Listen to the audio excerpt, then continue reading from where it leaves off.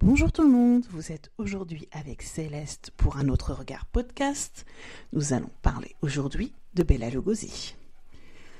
Alors, nous allons explorer la vie fascinante et l'héritage durable de Bela Lugosi, immortalisé par son interprétation du comte Dracula dans le film de 1931. Alors, son accent, son regard perçant et sa présence magnétique ont redéfini vraiment l'image du vampire dans la culture populaire. Cette présentation a un double objectif, comme vous avez pu voir sur le titre. Nous découvrirons les objets mystérieux qui lui ont appartenu, donc en particulier le fameux miroir hanté, et on analysera les phénomènes paranormaux qui y sont associés. Et on parlera aussi des témoignages et des légendes autour de son fantôme. Nous verrons ensemble les récits de ceux qui ont prétendument vu le fantôme de Lugosi, ainsi que le lieu où l'esprit aurait pu être aperçu. Nous allons maintenant commencer notre voyage dans le monde fascinant de Bela Lugosi pour en savoir plus sur l'homme et sur l'acteur tout d'abord. Alors, ce qu'il faut savoir, c'est que son nom complet, c'est Bela Ferenc Dezső Blasco. Donc, il est né le 20 octobre 1882 dans la ville de Lugos, en Autriche-Hongrie, qui est aujourd'hui Lugo en Roumanie. Il est mort à Los Angeles en Californie le 16 août 1956. Donc, au niveau de sa carrière cinématographique, il fait ses débuts en Hongrie, donc comme on disait tout à l'heure, au théâtre d'abord, et dans le cinéma, avant de s'installer en Allemagne. Il décide ensuite d'émigrer aux États-Unis en 1920 pour promouvoir sa carrière d'acteur. Et ce qui fait vraiment le fait décoller, c'est son rôle de Dracula. Donc c'est 1931. Il devient une star internationale avec son interprétation du comte Dracula. Donc c'est dans l'adaptation cinématographique de la pièce de théâtre qui est produite par la Universal Studios. Son accent et sa performance deviennent complètement emblématiques et ça définit vraiment l'image du vampire dans la culture populaire. Alors il apparaît également dans d'autres films, notamment avec Boris Karloff, dans White Zombie, ça c'est 1932, et dans The Raven en 1935. Alors après, du coup, il y a comme un appel d'air, c'est de dire bien qu'il est célèbre, il peine quand même à trouver des rôles parce qu'il est tellement fait pour ce rôle-ci que personne ne veut l'embaucher pour autre chose. Donc il se tourne vers ce qu'on appelle les films de série B. Donc s'ensuit une collaboration avec Ed Wood. Donc dans les années 1950, il collabore avec le réalisateur Ed Wood sur des films comme Glen Oglenda, 1953, et Plan 9 for Outer Space, en 1959. Alors, c'est souvent considéré comme les pires films jamais réalisés, mais qui sont effectivement paradoxalement devenus complètement cultes. Au niveau de sa vie personnelle, ce qu'on sait, c'est qu'il a été marié 5 fois. Il a souffert de problèmes de santé chroniques et de dépendance à la morphine, ce qui lui a affecté sa carrière et sa vie privée. Au niveau de sa fin de vie, donc comme je vous disais tout à l'heure, il est décédé d'une crise cardiaque en 1956 et il a été enterré dans son costume de Dracula, et ça c'était un de ses souhaits. Ce qu'on peut dire sur son impact dans le monde du cinéma, c'est que ça a complètement transformé l'image du vampire, qui était plutôt avant un monstre sans âme, une bête féroce, et on est tourné vers quelque chose de charismatique, de mystérieux. Il a donné de la présence du corps et, on va dire, une intelligence à Dracula. Ceux qui veulent en savoir plus, vous pouvez référer à un épisode de la saison 1 sur les vampires, du coup, au niveau du plateau du cinéma. Donc ça, vous avez un épisode entier qui est consacré et vous apprendrez plein de choses sur le changement d'image des vampires au gré des siècles, que ce soit dans la littérature, mais surtout au cinéma. Ce que je vous propose de faire maintenant, c'est d'explorer les collections hantées qui sont associées à Bela Lugosi. Et après, effectivement, comme je vous disais, dans un second temps, on discutera de son fantôme et des apparitions. Donc, Bela Lugosi, c'est vraiment l'icône du cinéma. Il a laissé derrière lui plus qu'un simple héritage cinématographique. Après sa mort, plusieurs objets qui lui ont appartenu ont été associés à des phénomènes paranormaux, créant une fascination durable pour tous les amateurs du surnaturel, finalement. Alors, parmi ces objets, les plus célèbres est sans doute le miroir hanté. Mais il y a d'autres éléments de sa collection qui suscitent également l'intérêt et auxquels sont accrochées quelques histoires que je vais essayer de vous dévoiler maintenant. Alors, ce que je vous propose, c'est de commencer par le fameux miroir hanté. Alors, selon la légende, Bela Lugosi aurait acheté ce miroir en 1933, une année après le succès de Dracula. Le miroir serait venu d'une vente aux enchères ou d'une boutique d'antiquités et il aurait eu déjà, avant l'achat, une réputation plutôt mystérieuse. Ce qu'on sait, c'est que Bela aurait commencé à ressentir des phénomènes paranormaux peu de temps après son acquisition. Le miroir aurait été relié à une série d'événements étranges, à une genre d'ambiance un peu pesante chez lui. Alors, il aurait vu des images et des ombres étranges en fixant le miroir. Il y a des bruits inexplicables également qui ont été entendus autour du miroir. Et ce qu'on peut dire, c'est que la pièce où se trouvait ce miroir chez lui aurait une atmosphère qui était plutôt changeante, on l'imagine donc chargée plutôt négativement. Alors, ce qu'on sait également, c'est que ce miroir aurait été associé à des événements macabres, donc à des décès, notamment après la mort du coup de Bela Lugosi. Donc le miroir qui appartenait à un proche de Bela Lugosi, un certain Frank Salerti. Après sa mort, Salerti en fait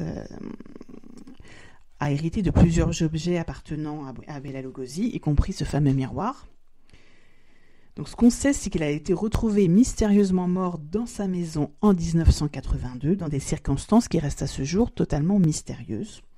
Donc on peut dire que ça a contribué à la réputation sulfureuse de ce miroir hanté. De nos jours, ce miroir appartient à Zak Bagans de Ghost Adventures et il est en bonne place dans son musée de Las Vegas, sur The Haunted Museum. Voilà, on sait que Bagans, du coup, a un grand intérêt, une grande passion pour les objets paranormaux, surtout ceux qui sont chargés. Donc il a réussi effectivement à acquérir ce miroir. Et voilà, donc alors, ce qu'on va ouvrir maintenant, c'est plusieurs témoignages, d'abord de collectionneurs et des propriétaires ultérieurs à Bela Lugosi, et pour voir un petit peu ce qu'il raconte comme phénomène. Alors, plusieurs collectionneurs, bien sûr, entre Salerti et puis Zak Bagans, ont possédé le miroir, du coup. Certains ont affirmé avoir eu, des ressentis paranormaux. Alors on a toujours les bruits étranges, des sensations de froid intenses et des visions de figures fantomatiques dans les reflets du miroir. Les différents musées qui ont exposé ce miroir avant Zak Bagans ont rapporté eux des témoignages de visiteurs et de personnel affirmant avoir ressenti une présence ou avoir vu des apparitions près de ce miroir. Donc, par exemple, le Hollywood Museum, donc certains visiteurs auraient informé avoir vu des ombres et des figures mouvantes dans le miroir. Ce qu'on sait, qu'on a un certain témoignage de Cindy Lee, qui est une ancienne propriétaire, qui a rapporté avoir assisté à des effets paranormaux, on va dire, un petit peu plus conséquents. On parle d'apparitions sombres, mais aussi de morsures. Et les observations faites au musée de Zak Bagans parlent effectivement d'apparitions de lumière et d'entités sombres. On a également eu une enquête effectuée par plusieurs investigateurs paranormaux, pour des émissions de télévision notamment. Donc le miroir, lui, a été examiné par plusieurs enquêteurs dans le cadre d'émissions. Donc bien sûr, Ghost Adventures, ça paraît normal, mais aussi Paranormal Witness. Donc, les équipes de ces émissions ont souvent utilisé des équipements électroniques comme des caméras infrarouges, des enregistreurs de voix et des détecteurs de champs électromagnétiques pour tenter de capturer des preuves de son activité. Ce qu'on peut dire du résultat de ces enquêtes, c'est que ça varie d'une équipe à une autre. Donc, certaines équipes affirment avoir capturé des preuves de voix inexplicables, donc les fameux PVE, phénomènes de voix électroniques, également des changements de température et des mouvements inexpliqués. Alors que d'autres investigateurs n'ont trouvé aucune preuve consistante. Ce qui renforce en fait le débat entre les croyants et les sceptiques. Voilà, on n'avance pas, on n'a pas de choses, on va dire, tranchées. On a également quelques témoignages anecdotiques. Donc là, on parle plutôt de visiteurs ou de gens qui ont payé la place pour le musée et il s'est passé des choses.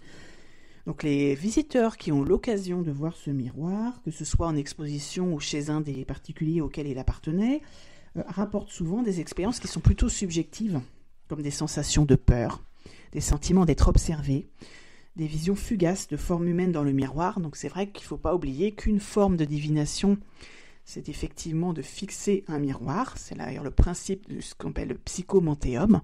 Donc c'est une pièce sombre dans laquelle on s'assoit entre deux miroirs. Et le but, effectivement, est de fixer ce miroir et on finit par y voir des choses. Donc ces témoignages, on va dire, sont largement anecdotiques. On va dire qu'ils contribuent surtout à la légende autour de l'objet. Alors, pourquoi et comment est-ce que Bagans déjà a acquis le miroir ? Donc là, du coup, on sait qu'il a acquis le miroir parce qu'il est très intéressé par tout ce qui touche de toute façon et qu'il a décidé de monter un musée, donc il achète un petit peu après tout ce qui a une histoire paranormale, que ce soit des poupées, que ce soit des objets, enfin la D-Book Box, on peut parler des fameuses poupées d'Annabelle, des poupées de Peggy, des choses comme ça. Il y a aussi le van de Kevorkian, qui était quelqu'un qui avait fait des euthanasies illégales. Donc voilà, donc c'est tout à fait logique qu'il se porte acquéreur de ce genre d'objet. Voilà, ce qu'on peut dire au niveau du musée, des phénomènes qui sont rapportés, on a des témoins qui affirment avoir vu des figures mystérieuses apparaître dans les miroirs, y compris des silhouettes sombres et des visages effrayants.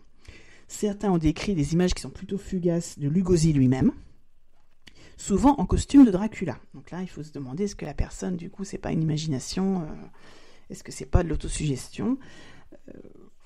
Certains rapportent effectivement une sensation de mal-être. De nombreuses personnes rapportent des malaises, des vertiges, voire même des nausées lorsqu'elles se tiennent près de ce miroir. Certaines sensations sont souvent attribuées à une genre d'énergie négative qui pourrait émaner de l'objet. Et un phénomène particulièrement troublant, c'est celui des morsures inexplicables que certaines personnes disent avoir reçues après avoir touché ou observé de près ce miroir. Donc ces marques de morsure apparaissent sans cause apparente. Et voilà, on peut dire que ça ajoute une note un petit peu plus sinistre et un peu plus tangible à ce qui se passe autour de ce miroir. Alors comme je disais tout à l'heure, il n'y a pas que le miroir de Bela Lugosi qui est réputé être hanté, il y a également plusieurs autres objets. D'abord, sa bague. Donc il portait souvent une bague distinctive qui était ornée d'une grosse pierre précieuse. Donc, après sa mort, cette bague a été associée à plusieurs phénomènes étranges. Donc, les propriétaires successifs ont rapporté bien sûr des sensations de froid intenses quand ils portaient cette bague, ainsi que des visions de Lugosi ou de scènes de ses films. Un petit peu comme si, voilà, ce qu'on appelle la psychométrie, c'est le fait, en touchant un objet, de recevoir, on va dire, des images, des sensations qui sont liées à l'objet et à la vie de l'objet lui-même. Autre objet, la canne de Lugosi. Donc, il utilisait fréquemment cette canne, elle était vue dans ses films où elle était souvent été photographiée avec cette canne. Donc, elle est vraiment considérée comme étant hantée. Alors, des témoins ont rapporté avoir vu cette canne se déplacer toute seule et avoir entendu des bruits de pas inexpliqués lorsque l'objet était présent avec eux dans la pièce. Certains ont même affirmé une pression sur leur épaule, comme si quelqu'un s'appuyait sur eux avec la canne. Autre objet, le fameux costume de Dracula. Donc le costume que Bela Lugosi portait pour incarner Dracula dans le film de 1931 est l'un des objets, bien sûr, les plus emblématiques et les plus associés à Bela Lugosi, puisqu'elle a demandé à être enterrée avec. Donc il est rapporté effectivement qu'il y avait plusieurs versions bien sûr de ce costume. Il est rapporté que certains collectionneurs et musées qui ont possédé le costume ont ressenti des sensations étranges, comme des changements soudains de température, ou des sensations de malaise et de présence. Certains ont même affirmé que le costume dégageait une énergie, entre guillemets, inhabituelle.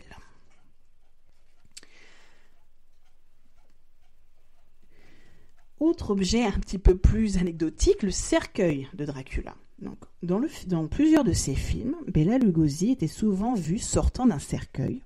C'était devenu un petit peu son image emblématique associée à ce personnage. Il est dit que les cercueils utilisés dans les films auraient aussi des histoires d'hantise. Ceux qui ont possédé ou été proches de ces objets ont rapporté des bruits inexplicables à l'intérieur, comme des coups provenant ou des sensations d'être observés. Autre objet, sa cape. Donc la cape qu'il portait en tant que Dracula est une autre pièce emblématique de la collection. Alors cette cape, elle est parfois exposée dans des musées ou des collections privées. Des témoins ont là rapporté que la cape bougeait toute seule ou qu'il représentait une présence lorsqu'ils étaient près d'elle. D'autres ont affirmé que la cape dégageait une sensation de froid lorsqu'ils la touchaient. Alors il y a également son médaillon. Donc le médaillon que Bela Lugosi aurait porté, alors, bien qu'il ne soit pas aussi largement connu bien sûr que le miroir, il est parfois mentionné dans les histoires paranormales comme ayant une connexion avec l'acteur et du coup là aussi il serait hanté. Ce qu'il faut savoir en général, c'est que des masques ou des accessoires du film de 1931, dont certains sont devenus des objets de collection, ont également été associés à des légendes de hantise. Donc il y a des masques utilisés dans des films qui auraient été vus en train de bouger seuls. Et des propriétaires auraient entendu des voix ou des murmures lorsqu'ils étaient près de ces objets.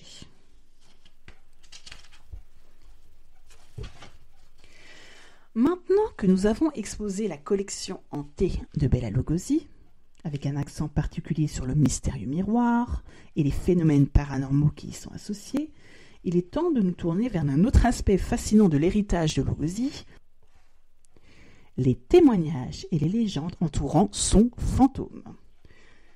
Donc de la hantise finalement des objets à la hantise des lieux, la vie de Bela Lugosi ne cesse de fasciner non seulement par les objets qui lui ont appartenu, qui ont une aura de mystère, mais aussi par les récits de ceux qui prétendent l'avoir ressenti ou l'avoir croisé après sa mort.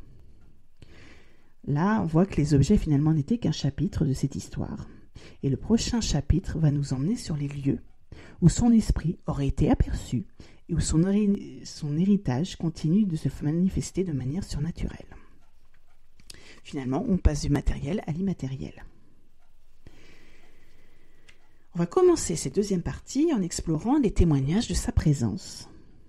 En particulier sur Hollywood Boulevard, le cimetière, bien sûr Hollywood Forever, où il est enterré, mais vous allez voir également dans d'autres lieux. Nous analyserons ensuite des phénomènes auditifs et visuels, avec éventuellement leurs explications possibles. Alors, témoignage de présence fantomatique, nous avons bien sûr Hollywood Boulevard. Nous avons des témoignages de personnes affirmant avoir vu le fantôme de Lugosi à l'intersection de Hollywood et de Vine. De nombreuses personnes ont rapporté avoir vu une silhouette ressemblant à Lugosi, souvent en costume de Dracula, errant sur le boulevard. Ces apparitions sont décrites comme des visions fugaces et qui disparaissent très rapidement. Ce qu'on peut également dire, on peut parler de le fameux incident du corbillard.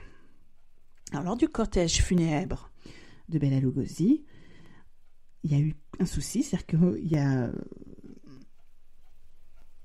une genre de force, on va dire, qui a mystérieusement poussé ce convoi vers Hollywood Boulevard.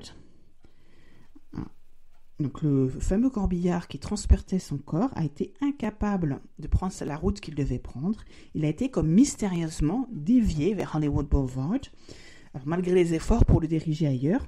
Donc cet incident a vraiment renforcé l'idée que Lugosi lui-même voulait faire finalement un dernier adieu à ce lieu emblématique et que c'est lui qui effectivement a poussé les chevaux et a emmené le cortège du coup sur ce lieu. Et puis on a également, comme je disais tout à l'heure, le fameux cimetière Hollywood Forever. Donc c'est le lieu de repos de Bela Lugosi. Donc c'est un lieu qui est souvent associé à des récits de hantise, bien sûr. Donc des visiteurs ont rapporté des sensations de présence inexplicables près de sa tombe. Certains ont affirmé ressentir une énergie particulière ou un froid soudain en se tenant près de sa sépulture.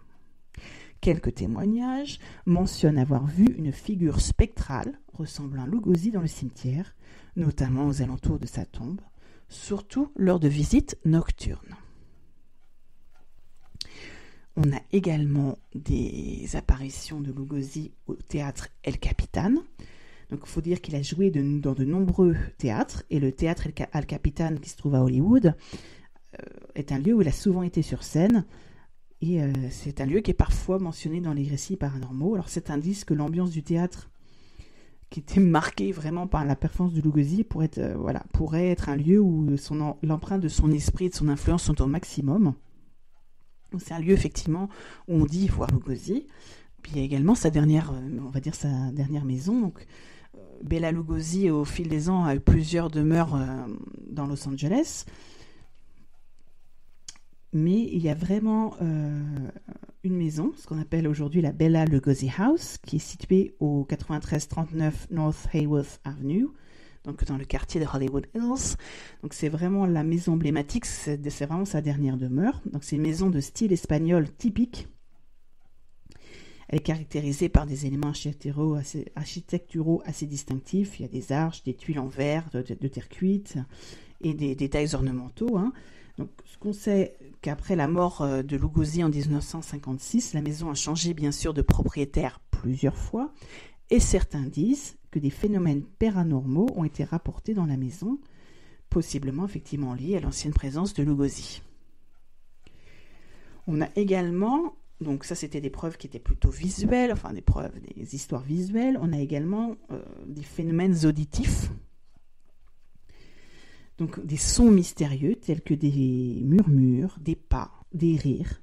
Des témoins ont rapporté entendre des murmures ou des pas alors qu'il n'y avait personne aux alentours.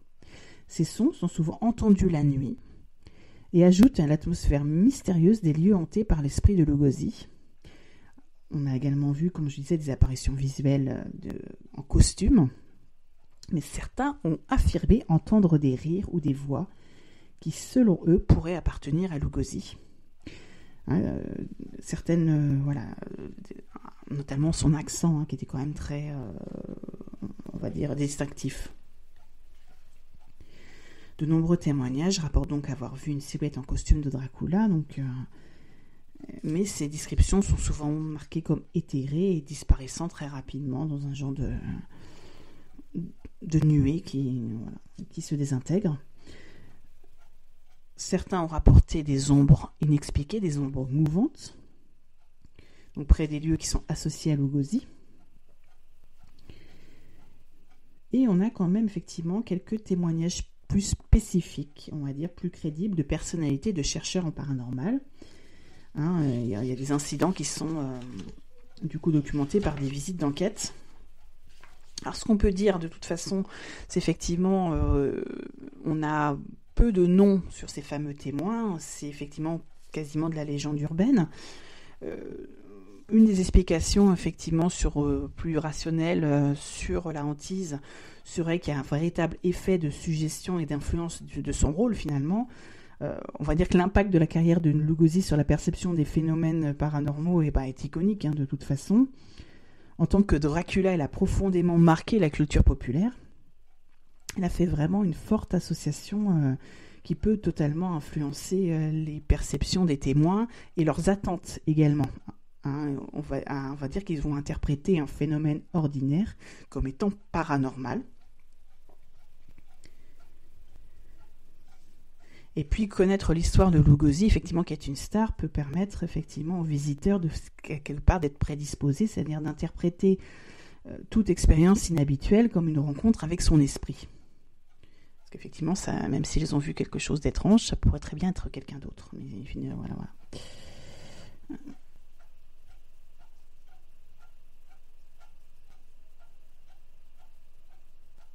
Et puis on peut savoir aussi que ce sont des histoires du coup qui se déroulent depuis son décès en 1956. Donc avec le temps, les souvenirs des expériences peuvent être altérés et peuvent aussi être finalement embellis au fil du temps pour donner matière et pour être plus impressionnantes. Surtout lorsqu'ils sont partagés effectivement dans les journaux, que les gens en parlent, on en rajoute un petit peu et on fait effectivement pas avoir une histoire qui est plus impressionnante que celle au départ. Il y a une genre de mémoire qu'on appelle reconstructive. Donc, on a tendance à revoir les choses et puis rajouter des petites choses. Donc, Voilà, est-ce que Bela Lugosi est vue partout? Est-ce qu'effectivement on peut croire tout le monde? Voilà, il y a certainement effectivement une aura de mystère.